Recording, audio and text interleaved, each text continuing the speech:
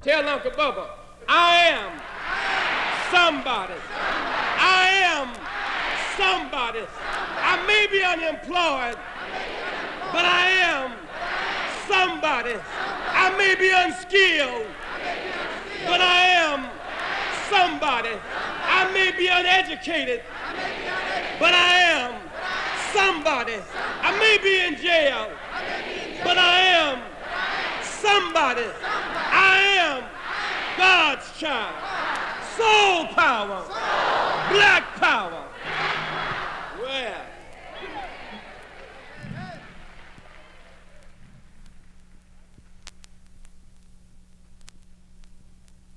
Next week, because I'm not going to go into all this preaching this morning, I want you to think about what I said, because I want you to leave here and just leave here thinking about who is me in it. You know, who is holding me back?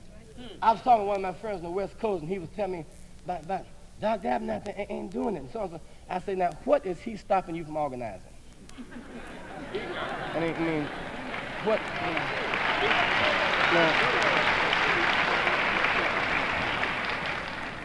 Were you trying to talk with somebody about liberation, and he broke in and stopped you from talking?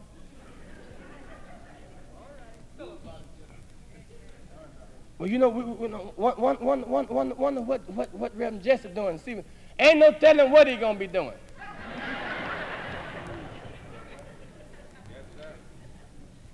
You're your own savior. You got to stand up wherever you are. Freedom can be interpreted from up here, but it must come from down there. It must come from the bottom up.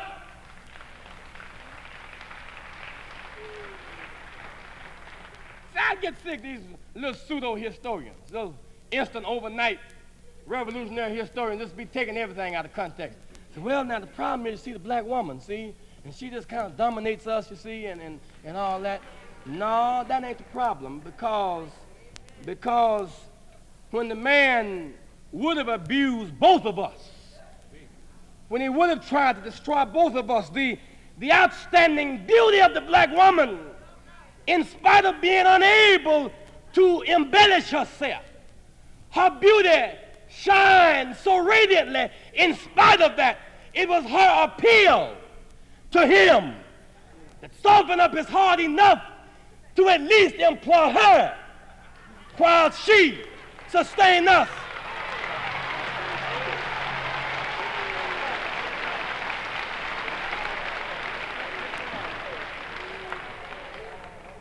On the other hand, the black man is not the problem. He was unemployed not because he was lazy, not because he didn't want the satisfaction of standing up.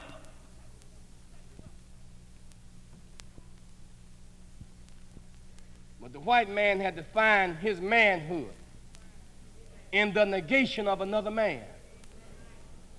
He had to prove himself to be a man by saying we were not men. His own psychic need forced him to embarrass us, and then to double the humiliation by putting our woman on top of us, and then locking his woman away from us. And the spirit is of such. That's why either you love everybody or you don't love anybody. Because you can't determine who you love. And you can't determine how much you love them. And you cannot always come up with the reasons as to why you love them. Love has a way of taking over if it's allowed to grow at all. So you might fall in love with anybody. The tragedy is, do they love you? Is your problem.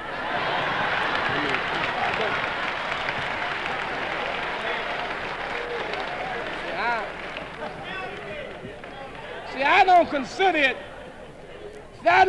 it a part of revolution to run around downing somebody because they married a white lady, because they married a white man. Often I do not see it as politically feasible for our people, given our ethnic battle, but I know that love has a way of being its own self, that what it cares about the sociology of 1969 is nothing. I repeat, that's what love itself cares about. The sociology of 1969 is nothing.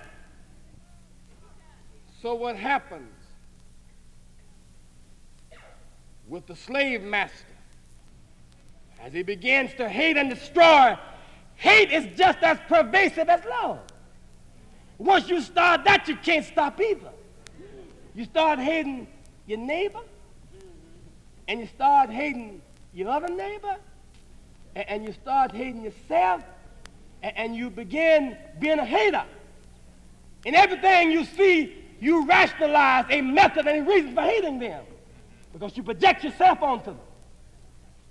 So the white man begins to hate the black man because he threatens his being.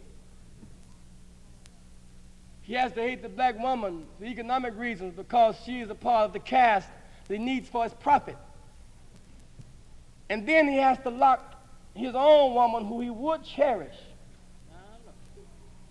away from their humanity and has to force her to act as if they're not human. In order for her to be able to feel that is to deaden the nerves within her own being. For a white woman not to be excited by the body build of a Jim Brown is to have developed so many deadening nerves within her own being.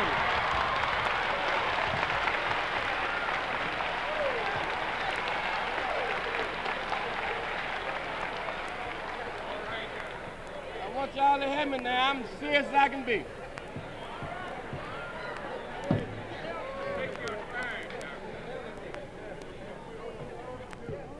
I want y'all to hear what I'm saying now.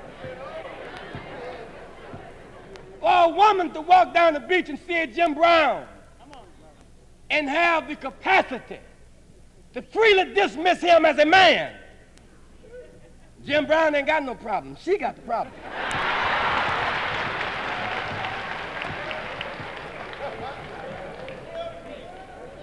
So it was built into the structure. A white woman, in order to please the white man, had to subjugate her humanity. Had to walk by crying babies, hungry, with food in her cupboard, and then not bother her conscience, meaning that she had spiritually killed herself.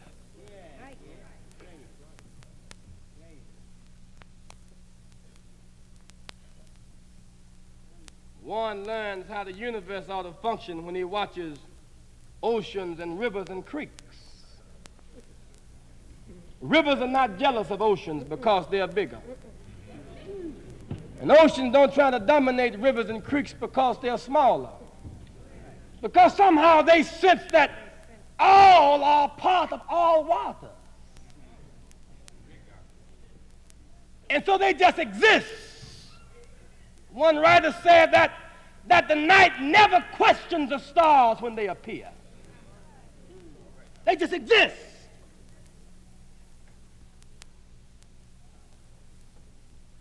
I hope y'all understand what I'm saying. You got to know the nature of who we're fighting to get liberation. Know your enemy.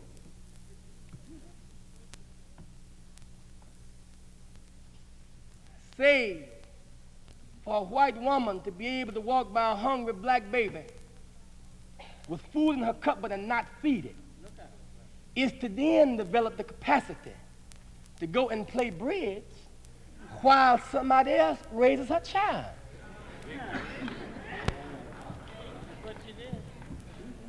Oh, some of y'all gonna see where the hippies come from in a minute. You're gonna see why the kids are saying, yeah, I got a kitchen full of food, and I got a house full of furniture, and I got a sports car, and I don't love my mom and daddy. You're gonna find out where it comes from. The slavery that the whites imposed upon us has now reverberated, and they're captured by their own tyranny. Y'all think about it. But those that would be tempted to hate, who would be tempted to cut yourself off from loving, who would be tempted to not cry when you see sad situations. Don't cut off your humanity. And so now you find yourself wonder why white people are starving in Illinois. Wonder why black people are starving in Illinois. Wonder why can we find there are more white folks starving than black folk, and white men won't stand up for their own people. Wonder why white women won't speak up for their own sister's child that's starving. Wonder why the white man can dismiss his own brother and his own mother. He can find a rationale for black folk being suppressed because of the historical estrangement. He can say that we're less than human, that we're lazy. But what can he say about his mother? He puts in old folk home. What can he say about his brother who grew up with him? What can he say about his sister?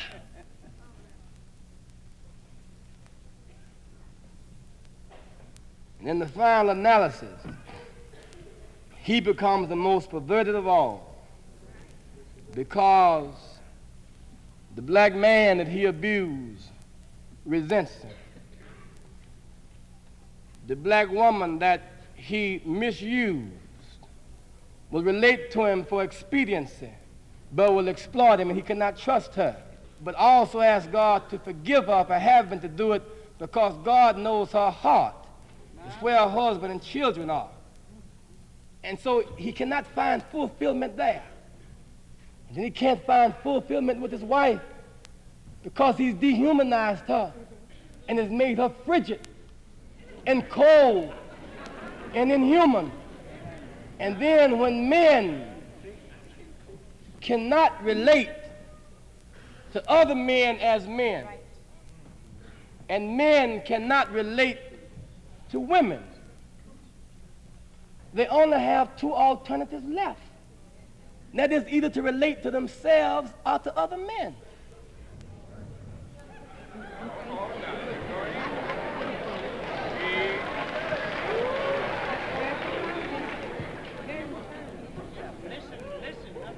Listen. Listen. Ain't nothing left but to relate to himself or another man. And try to get the gratification out of money that he should get out of other humans. And that runs you right back into Jesus' position. Man can't live by bread alone. Try it, but you can't live by bread alone.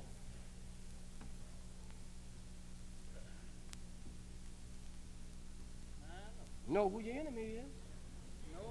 No. Who is it that has made our men frightened? Has made our women schizophrenic? Has made the white woman inhuman? Know your enemy.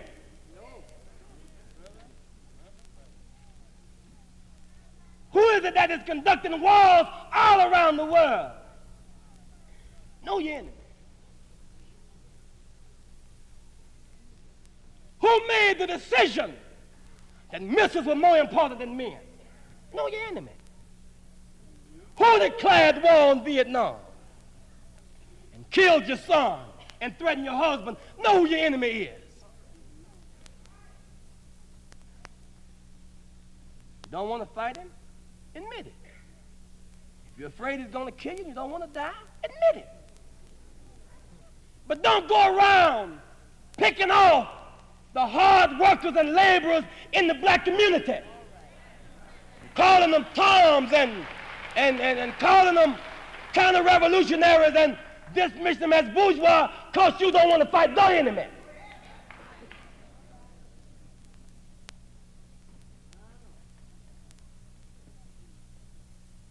Don't want to confront daily, admit it.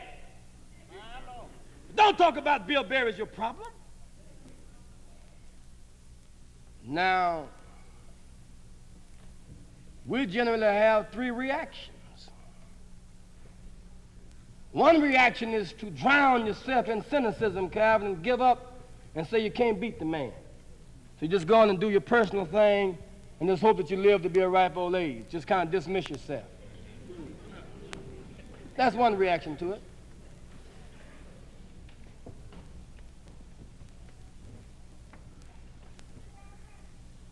Another reaction is to be able to, with your fear, fight your brother.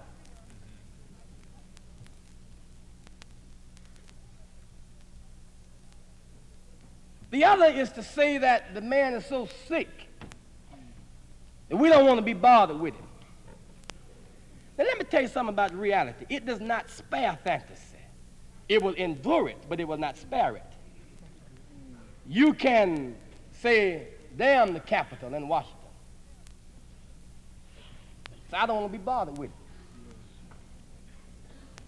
And you can, through religion, pray and run around the Capitol. Say, I'm not going to deal with it. Say, the Lord's going to take care of me. You can, through apathy and disgust, say, damn the Capitol. Turn your back. I ain't going to bother. Or you can say, I'm so mean, and the white folks so crooked, we're just going to wait until the eclipse comes. And we ain't going to bother with him. But whether you are cussing or praying or pouting, the Capitol is still sitting there distributing goods and services. Whether you like it or not, if you eat at all in America, you're eating upon the prerogatives of capitalism. Whether you like it or not, food in America is approved and distributed through the U.S. Department of Agriculture. If there has to be a revolution, it can't be around the Department of Agriculture, it must be on it.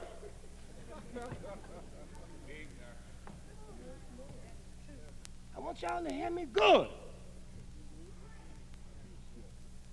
Now I say that reality will spare fantasy. That is, while you praying or cussing or using your other method of escape, it will sit there and spare you. Let you cuss on. Just don't break in these doors. Let you and Jesus and the prophets and Yahweh and Allah and Buddha and God, y'all go on. Just when you set up your thunder and lightning situation, remember, I got some lightning rods and some other methods to stop you and your Lord too. Y'all hear me? Damn all that old just talking. When you get through talking, reality is still sitting there, holding the tax money, sending the bars to wall, holding up the food, not breaking down the desegregation lines. When you get through escaping, reality is still sitting there.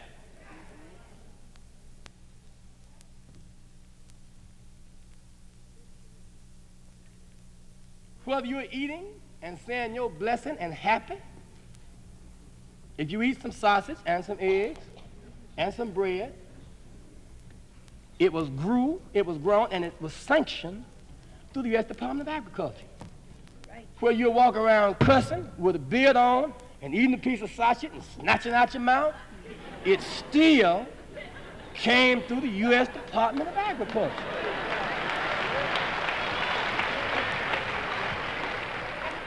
I said reality sits right here. That's the way to put it, Watson. What is. Now you might want to take the ears and fight it and raise it to the ought. You might want to take what is and take it to what it ought to be. But you got to deal with what is. Hey.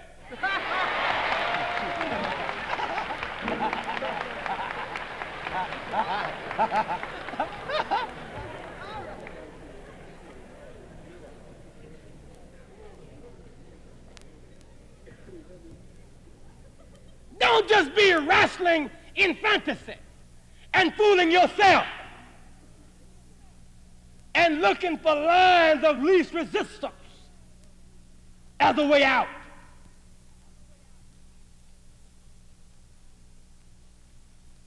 Whoever finally takes over Chicago, his office will be on Clark Street.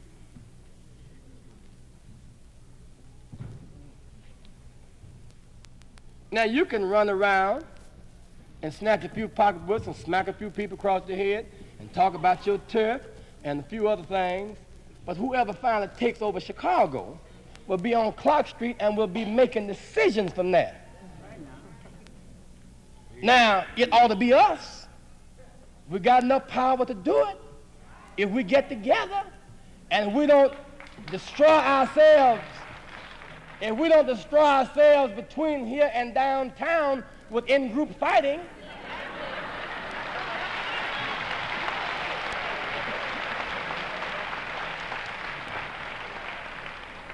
but whether we get there or not, the orders will come from Clark Street. Wherever Pharaoh's office is, on Clark Street? Yeah, good.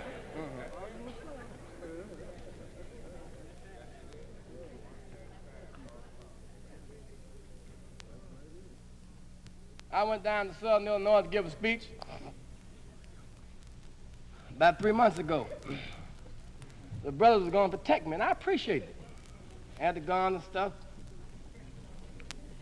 And, you know, I think that we have responsibility, as I said last week, to be as nonviolent as we can, and violence we must be, because we got to live. I ain't got no hang up with that. But here was the problem. You know, I mean, we're violent enough now, you know, to kill cabbages and kill rabbits, kill chickens, and if it gets hard enough, you know what I mean, we're going into cannibalism and kill each other, because societies have done that. Because men want to live so bad, they'll eat each other before they'll just stand still and die. Got no hang up with it. But what I did have a hang up with, they didn't know who the enemy was. When they came to protect me, and went on to the girls' dorm, they had a patrol around the dormitory all night, so that none of the white fellas would abuse them to black women, which is a sound proposition. But now, I mind you, wasn't nothing in the dorm but women, you know, black women and white women. But they still, in case some of the white fellas decided they was going to invade that night or something, they was going to protect them, and they had a 9-month, year-round protection plan. But the enemy was that the black women that was sitting up there studying wasn't reading nothing. I mean, the books they was reading would not equip them to come home and be able to be productive. That's right. Right? The courses they were taking would not allow them to come home and be productive. They didn't know who the enemy was. You cannot protect ignorance with a pistol. Do y'all understand what I'm saying? The enemy was invisible.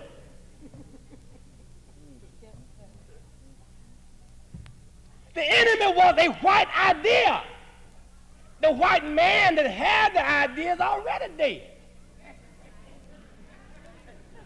I mean, you can get mad at them like we used to do down home and go around and spit on white people's grave and pull nasty stuff on it. But, you know what I mean?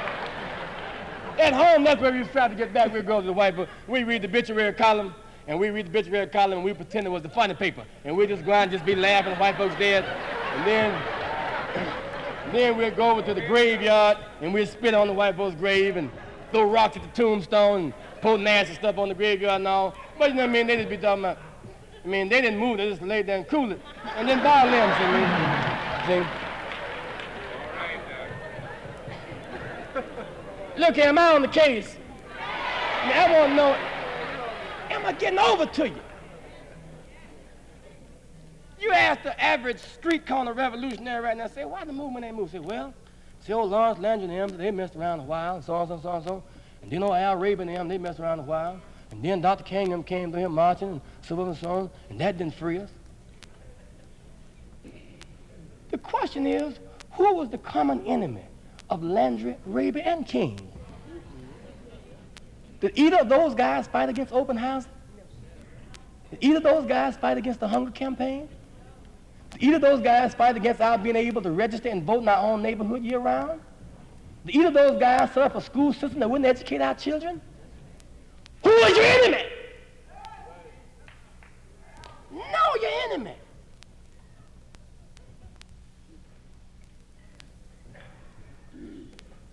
What makes it difficult, Calvin, that you cannot always identify him by his color? That's a rather simplistic analysis. You see, we must never forget that it was a black man who infiltrated Marcus Garvey and turned over the file to the white man, or to the enemy. We must never forget. Dr. King was kind enough to sign the black woman's autograph, and she stuck scissors in his chest. We must never forget that Malcolm was preaching, and black men shot him. Therefore, white-black has its place, but it is not an absolute. Because while James Reed and Michael Swan and Andrew Goodman and others gave their lives, there were some blacks who were saying that our movement was ridiculous. While some of the poor whites of Appalachia laid in the mud with us in Resurrection City trying to create a full employment economy, there were some blacks up on U Street who said, I'll be glad when the man run them out of town. And that's why when Jesus observed that there were some Jews trying to kill him, and there were some Jews who were standing by, that there were some of the Hellenist Greeks who were against him, and there were some others who would take Saul's stands against him and get information to him. When Jesus found that even some of the barbarians, some of the prisoners would stand up for him. When Jesus even found that there was a soldier in the Roman army with stripes on his shoulders, a man of the opposite race and the opposite political party, would stand up for him. Y'all know the story of him putting the CIA man on Jesus, calling him the centurion soldier. He had a high rank. Jesus was considered a rabble-rouser who was stirring up the people, forcing the people to disrespect the authorities. And they said, we got to get a case on him. That's what they build up on guys like Bobby. Dr. King, that's why they got my phone tapped. And they got a lot of other people's phone tapped. They call it building up the case. It didn't just not start. Because I might say in passing, most of what they heard me say on the telephone, I repeat again.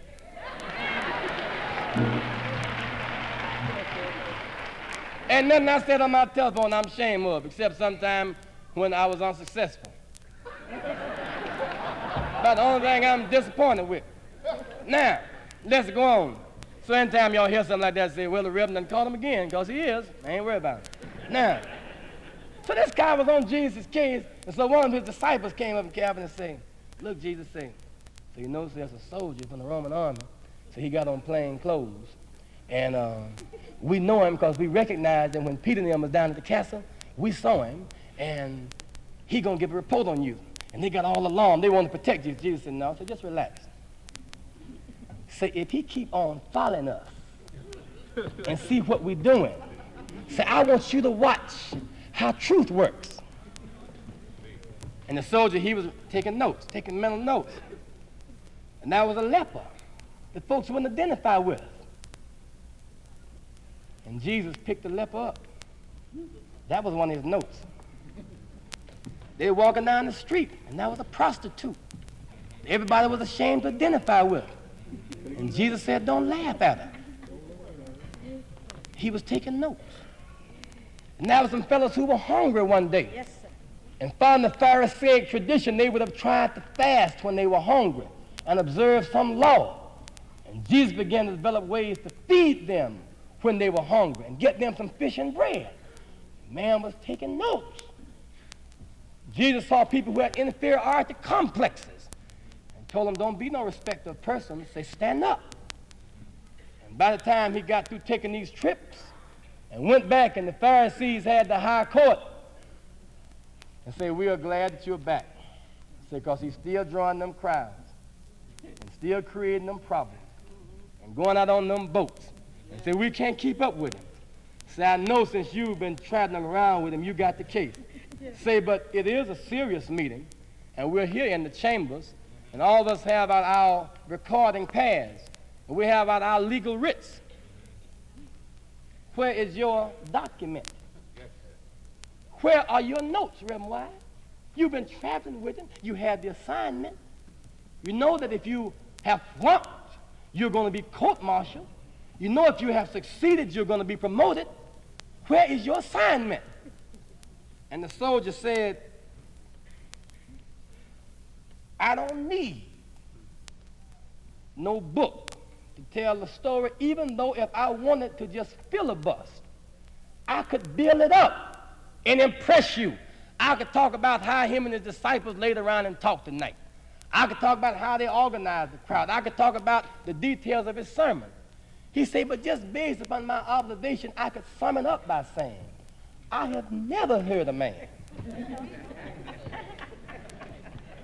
speak like this man. Say, I have never heard it. All right, Doc. A man who could be low enough to identify with a prostitute and high enough to confound philosophers. I ain't heard nothing like it. That's my report. Jesus got the rumor back that the soldier, once he was confronted with the truth, even the soldier who's killing in Vietnam will turn around and join the peace movement if he hears the truth. Yes, sir. The truth. Therefore, Jesus said, in knowing your enemy, Yes. divide them not on Jew and Gentile. Divide them not on barbarian and Greek, or black and white. Sons of light and sons of darkness. There are some of all kind of people who just want to do what's right. And there are some of all kind of people who just are inclined to do what's wrong. And you will be able to determine who is for light and who is for darkness, not based upon how they look, but based upon how they behave. Know who your enemy is.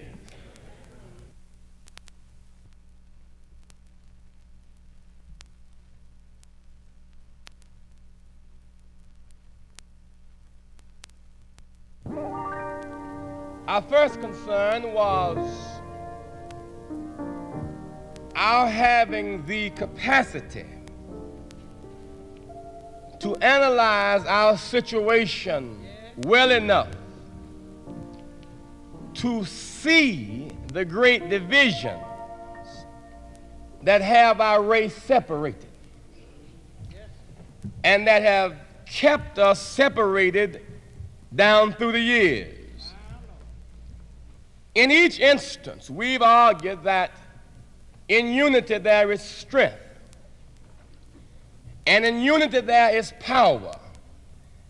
And yet, though we say that on the one hand, on the other hand, we continue developing reasons and living by splits and divisions.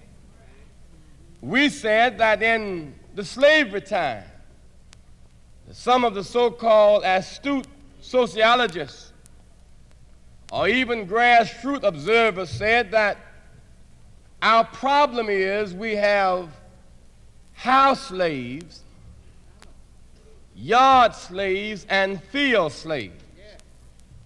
Now that is a good observation, and it is a sound analysis, but it does not offer any solution. Nor does it say what you are going to do to break up the division. Do y'all hear what I'm saying?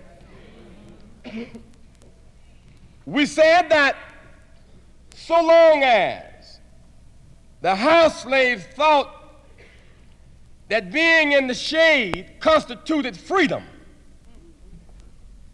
he was in a bad shape mentally. That as long as the yard slave thought that being in the yard and not in the hot sunshine all day, because in the yard there are some trees. You know, if you ever cut hedges down home, mess around and pick a lot of old plums and blackberries and stuff out in the field or in the yard, peach trees and stuff, you can always slip and get a little shade. You can even eat some of the fruit. So the yard slave has a little better than the field slave, where it is impractical and unscientific to have shade trees in the field. It's just pure hot sunshine.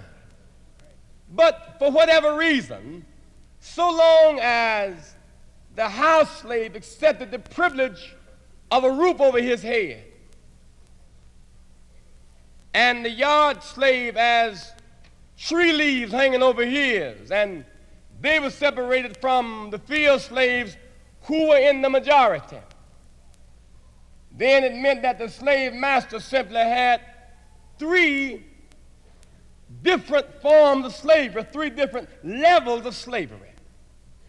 It was not until that they recognized that the common denominator, the numerator, was house, yard, and field, but the denominator was slavery. And until they awakened to that reality, the slave master had a good thing going. But when they respected each other's relative position and developed slave integrity,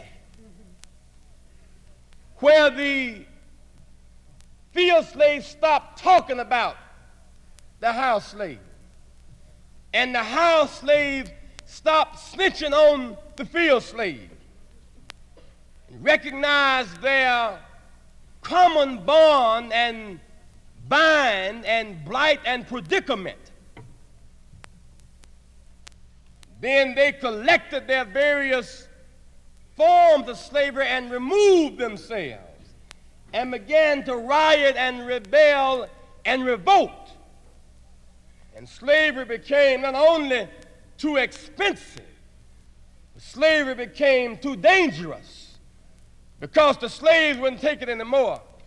You might get hit in the field with a hoe by a field slave, but you might be sleeping and the yard slave allow some wasps and some hornets to fly through your window, and the house slave might put some poison in your food.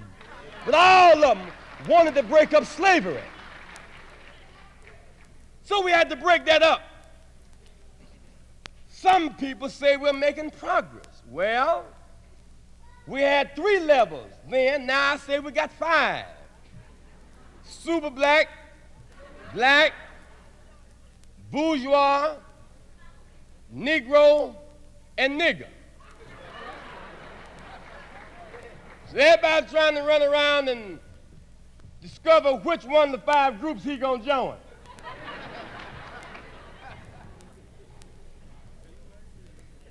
So the black consumer said, I'm not going to support the black producer because he's a Negro.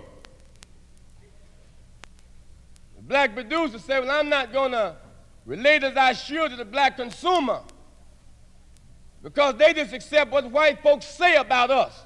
They are niggers.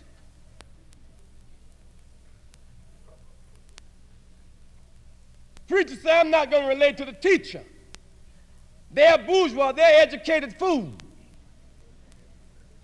Then the teacher says, the preacher, he's just an old traditional Negro chicken eater, and he is not concerned.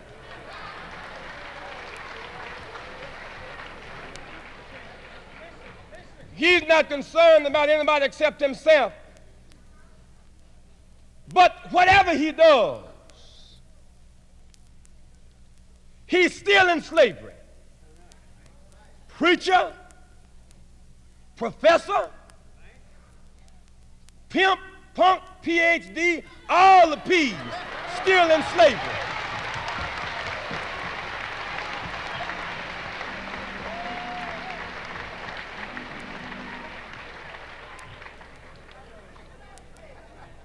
And now so we dwell a little bit on stop using labels to separate us. Then the next week we said, know who your enemy is. Don't be afraid to fight the mayor and then accuse one of the black men who got a position with the mayor who makes no decisions as being responsible for the mayor not responding to the black community.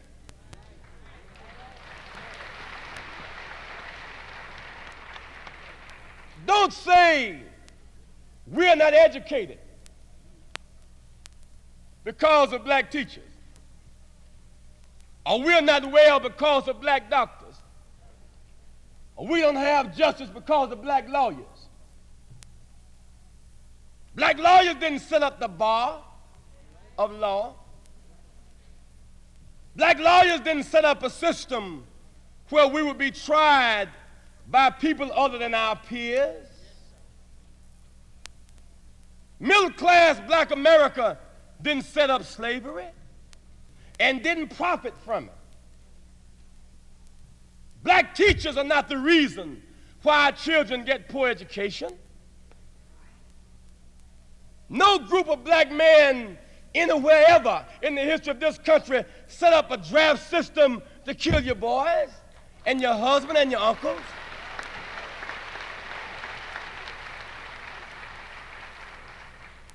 No group of black men took your tax money to send 3 men to the moon while 40 million are hungry.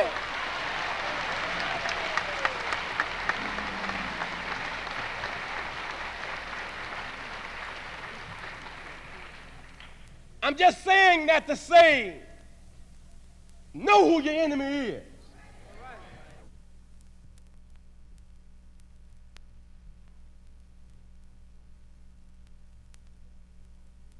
Wherever you're listening, pull out a quarter and a dime. 25 cents piece and a dime. Y'all too. Quarter and a dime.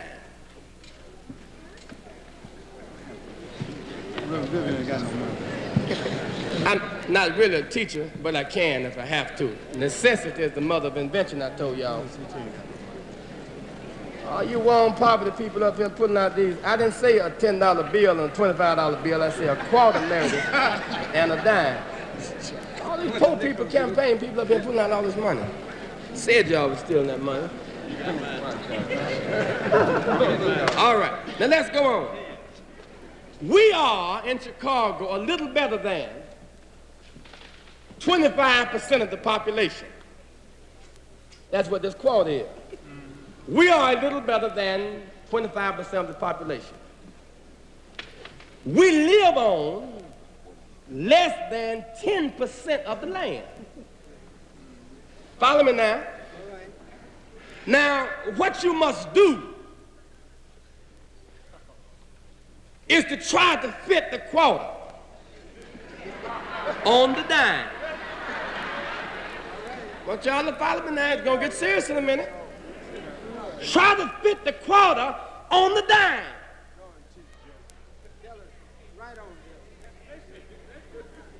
Try to fit it. Figure out how you can do it. One of y'all get smart enough to figure it out, jump up and tell it. You got a position on how you put this quota on this dime? Do what to it? Well, you can't stick all black folks up on top of each other. You got to fit on it. I didn't say stick it on the dime. I say fit it on the dime.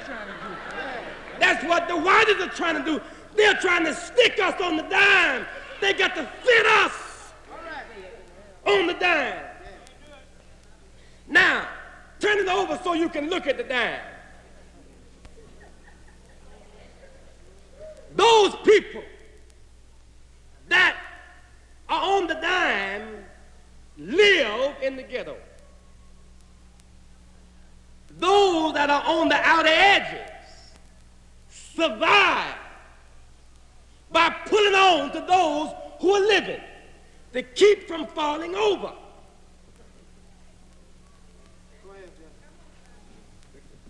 Those who can't get on the dime.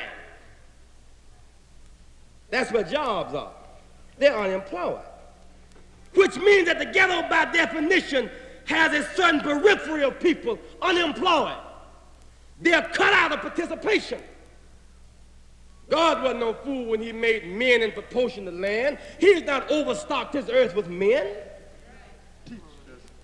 It ain't no accident that 30,000 people per square mile live in the black community and 3,000 per square mile live in the white community, which means in the white community you got more land than people, and the premium is on the man and not on the land. And in the black community you got more people and property, and therefore the premium is on the property and not on the man. In the white community you defend white folk. In the black community you defend property. It's no accident. Listen.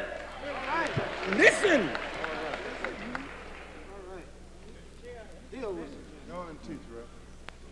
Think about the people who can't get on the dime. They can't get a job. They can't get medicine. They can't get education. They can't get food. They can't even get social respect because unhealthy and unemployed and disgusted. Even the people who represent the dime despair and give up on them. That becomes the class schism in the ghetto. But you must never forget that nobody on the dime set up the quarter dime relationship. That's why arguing about the bourgeoisie over and against the lower class is invalid. Nobody black set up the quarter or the dime. There are two ways to get people on this dime. One, you can cut the quarter off. You can kill it. Cut it off. Through war. You can lock it up. 65 at a time. Observe the phenomena. The reason I can't get so mad at black police, they don't even understand how they're being used to perpetuate the quarter dime relationship. Their job, by definition, they will never solve the problem. Because their job is to lock up men who are cut to kill. Their job is to make men stand up whose lives, by definition, is one of falling. Y'all don't hear what I'm saying? Part of the class that makes $9,000 or $10,000 a year, which is a decent salary, is the police group. And the young man who don't want to go to the army or goes and come back, work at the post office, or drive a truck, do a few other. The police job is a good job, pay-wise.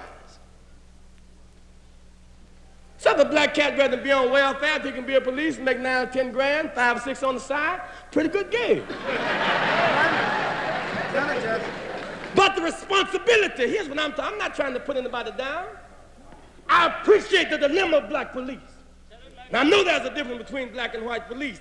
Even though they may do the same thing, their motivation is different. White police whips you because he's racist.